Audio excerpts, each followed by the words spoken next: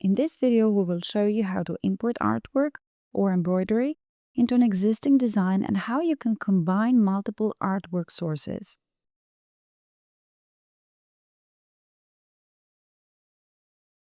In the previous video, we saw how to open designs.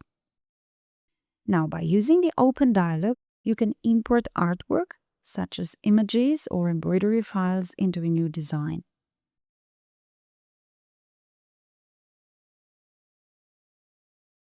In the same way, you can easily import artwork to any existing design, thus combine multiple sources of artwork. When you have a design loaded, either an empty new design or an old design, you get the option from File on the standard toolbar. Using this option, a Browse dialog similar to the Open dialog appears, and you can easily browse to locate artwork.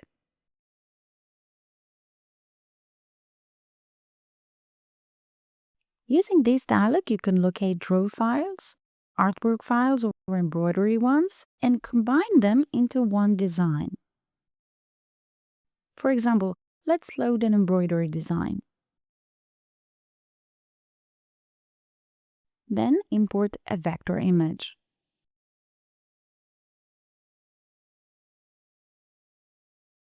And finally, import the draw design we have previously created.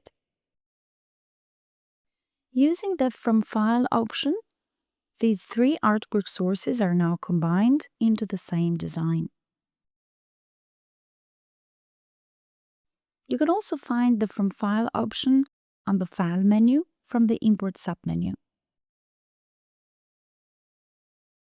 There you can also find the option to get an image from your camera or scanner and import that image into your design.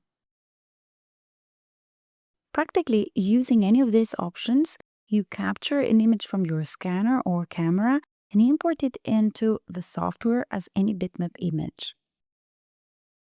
When you import any bitmap image, you need to select how the image is to be manipulated. That's it for now. Check how you can import bitmap images in the relevant video.